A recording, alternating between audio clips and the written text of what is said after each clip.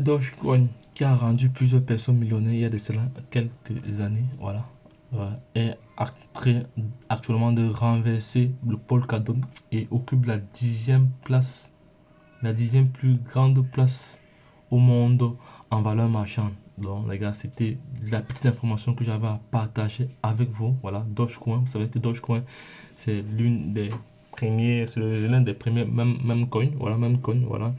Et c'est un projet qui a rendu plusieurs personnes millionnaires et milliardaires dans le temps, voilà, il y a cela quelques années, voilà, donc, et actuellement, il est en train il vient comme ça de prendre la place de Polkadot. Voilà, on va aller sur la plateforme de cotation CoinMarketCap. Vous allez voir que sa position a changé relativement à il y a quelques jours. Voilà, Dogecoin. Et je tiens à rappeler que l'homme le plus riche du monde a annoncé hier que euh, les, les, il a annoncé hier que les achats de Tesla se feront en Dogecoin, également de SpaceX. Voilà, c'est une information que j'ai lue quelque part. Voilà. J'espère que c'est vérifié. Voilà, nous allons maintenant essayer de regarder. Euh, nous allons nous attarder maintenant sur l'offre en circulation. On voit très bien que l'offre en circulation et l'offre totale du BNB sont égaux. Voilà, selon CoinMarketCap. Voilà, on voit ici que la capitalisation boursière est de 11 milliards. On voit ici que le volume journalier est de 1 milliard 300. Et on voit ici que l'ATH de ce projet. Regardez l'ATH de ce projet. C'est l'ATH ici de ce projet, il est de 0.7 et le point le plus bas ici, voilà, le plus bas ici est de 4,0 après la virgule, voilà. Donc, imaginez, lorsqu'on dit que plusieurs personnes sont devenues millionnaires, c'est comme ça. Ils ont acheté des quantités de pièces, des milliards de pièces. Lorsque le projet a pris de la valeur, ils ont vendu. Ils ont vendu en ce moment. Ils ont vendu en ce moment pour tirer des profits. Et on voit très bien ici que l'offre en circulation et l'offre totale sont identiques, comme j'ai dit tantôt. Le rang ici, 10e position, dominance du marché la dominance du marché ici est comme ça à presque 1%. Voilà, c'est pas négligeable. Voilà. Et on nous dit ici que le Dogecoin a été inspiré du célèbre même Doge, voilà, qui représente un Shiba Inu qui figure d'ailleurs sur le logo de cette crypto-monnaie. Voilà, donc ça c'est une information parallèle. Il faut savoir que il était déployé sur le protocole BEP20, voilà, de la Binance Smart Chain. Voilà, donc il y a pas mal d'informations là. Donc, voilà, donc et maintenant je vais aller voir pour celui qui a 100 $, combien de Dogecoin il peut avoir.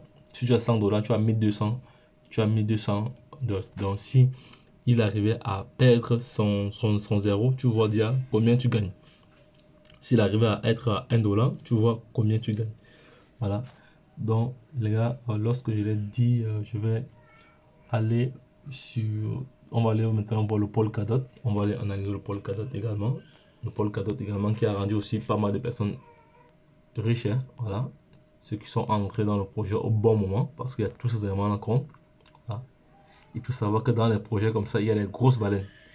Il y a les grosses baleines qui aspirent les petits investisseurs. C'est-à-dire quand vous entrez, quand vous les sortez, même, il n'y a plus moyen. Quand vous les sortez, il n'y a même plus moyen parce que les baleines, ils ont mis en place leur stratégie pour pouvoir tirer des gros profits.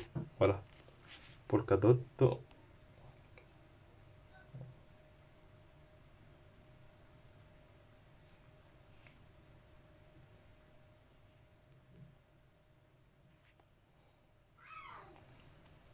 Polkadot.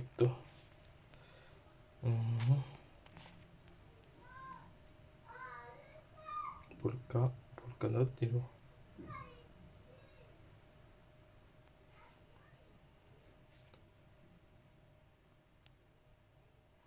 Normalement, je vais aller voir ici. Le dot ici. C'est Polkadot ici. Voilà, Polkadot ici. Actuellement, voilà. Il a gagné quand même. Il a gagné quand même pas mal de. Voilà. Donc, voilà. lorsqu'on voit le volume d'échange ici, on voit très bien que le volume d'échange ici, l'offre en circulation, l'offre en circulation ici est de 987 millions et l'offre totale ici est de 1 milliard. Il occupe actuellement la 11e place. On dit occupe la 11e place. Vous voyez le club la 11e place. Donc, Dogecoin vient de prendre la position du Polkadot.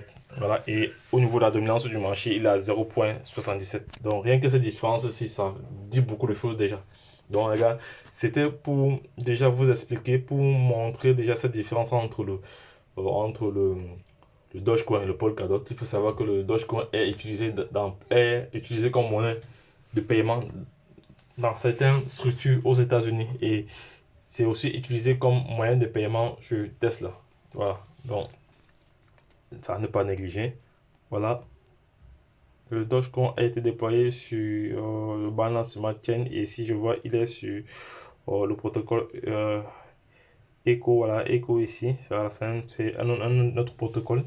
Voilà, donc on va aller regarder au niveau de... Non, ça va. Ça va faire très très long. Ça va faire très très long ici. On dit ici qu'est-ce que le Polkadot. Le Polkadot est un protocole open source multi-chaîne de Shandin qui facilite le transfert des données ou des actifs et pas seulement des jetons en plusieurs chaînes. Voilà, ça c'est intéressant. Donc, ça veut dire que le Polkadot ici venait résoudre un problème qui était vraiment visible au niveau de l'écosystème. Donc, c'est vraiment intéressant. C'est un très bon projet. C'est un très, très bon projet. Voilà. Et ceux qui ont investi au début de ce projet, qui ont cru, parce qu'il y a un principe que plusieurs personnes ne connaissent pas. Voilà. Il y a un principe qui dit premier arrivé, premier servi. C'est comme pour dire que la terre appartient aux premiers occupants. Voilà. C'est toujours les premiers dans le projet qui se font de la maille. Voilà. Parce que quand vous arrivez en premier dans un projet, vous étudiez le projet, vous regardez les capacités et les potentialités du projet. Voilà, lorsque vous vous lancez, quand ça prend, voilà, vous êtes gagnant. Quand ça ne prend pas, vous êtes toujours perdant parce que le risque, n'oubliez pas, comme j'ai dit toujours dans mes vidéos, les risques sont trop élevés. Les risques de perte sont trop élevés. Les risques de gagner sont trop élevés. Voilà, donc toujours mesurer son risque, donc ne pas investir l'argent que vous n'avez pas. Parce que moi, je vois certaines personnes s'aventurer, aller prendre des crédits, tout ça pour venir investir en bourse en ligne. Ça, c'est un danger. Ça, c'est l'erreur à ne pas commettre, les gars. Si vous n'avez pas l'argent, n'investissez pas. Parce que vous n'avez pas la certitude de pouvoir rentabiliser cela. Parce qu'il y a des personnes qui ont cru que s'ils prenaient un crédit, ils devaient rembourser ça facilement. Non, ils se sont trompés. C'est très très dangereux, les gars. C'est très très dangereux. Ne pas investir l'argent qu'on n'a pas. Toujours investir le minimum de son maximum. Voilà. Toujours ce qu'on est prêt à perdre. Voilà. C'est très très important. Donc, si c'est notre disclaimer. Voilà. Donc, moi, je ne suis pas un conseiller financier. Je suis juste un investisseur qui partage au quotidien sa manière de voir les choses. Voilà. Son expérience. Et également, nous coachons ceux qui veulent bien s'intéresser à cet écosystème. Donc, lorsque je l'ai dit, retrouvons-nous de l'autre côté. Bye bye. Et puis c'est tout. Si